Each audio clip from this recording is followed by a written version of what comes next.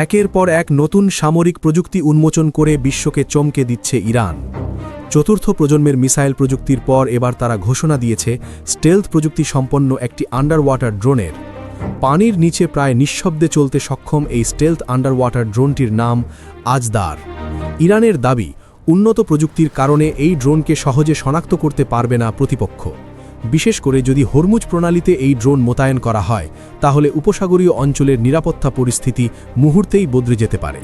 কারণ ছোট আকারের এই ড্রোনগুলো পানির নিচে লুকিয়ে থেকে বাণিজ্যিক জাহাজ কিংবা যুদ্ধজাহাজকে নজরদারি, অনুসরণ, এমনকি হামলার লক্ষ্যবস্তু করতে সক্ষম। ইরানের তৈরি আজদার আনম্যান্ড আন্ডার ওয়াটার ভেহিকেল অর্থাৎ ইউইউভি মূলত লিথিয়াম ব্যাটারি চালিত একটি স্টেলথ ড্রোন। পানির নিচে অত্যন্ত কম শব্দে চলাচল করতে পারে এটি। ড্রোনটির গতি ঘণ্টায় প্রায় 18 থেকে 25 নট। একটানা 4 দিন পর্যন্ত পানির নিচে টহল দিতে সক্ষম এই ড্রোনের অপারেশনাল রেঞ্জ 600 কিলোমিটারেরও বেশি। ফলে পারস্য উপসাগরের বড় একটি অংশে এটি কার্যকরভাবে কাজ করতে পারে। বিশ্লেষকদের মতে, যদি আইআরজিসি এই আন্ডার ওয়াটার ড্রোনকে সামরিক কৌশলে ব্যবহার শুরু করে, তাহলে উপসাগরীয় নিরাপত্তা সমীকরণে নতুন মাত্রা যোগ হবে। কারণ এটি মূলত একটি অ্যাসিমেট্রিক ওয়ারফেয়ার কৌশল, যেখানে কম খরচের প্রযুক্তি ব্যবহার করে শক্তিশালী নৌবাহিনীকে চাপে ফেলা হয়। পানির নিচে লুকিয়ে থাকা এই ধরনের ড্রোনের ঝুঁকি মোকাবিলা করা অত্যন্ত কঠিন।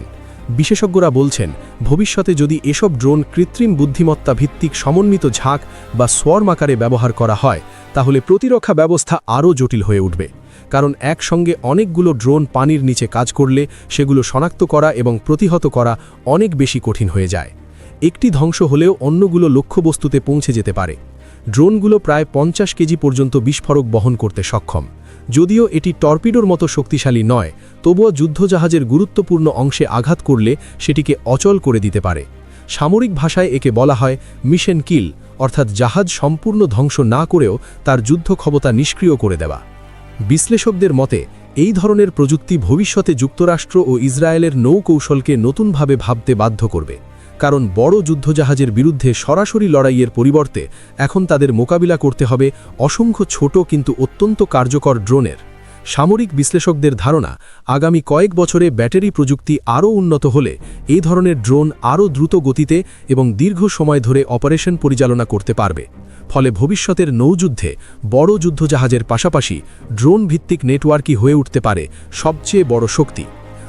আন্তর্জাতিক ডেস্ক, চিফ টিভি।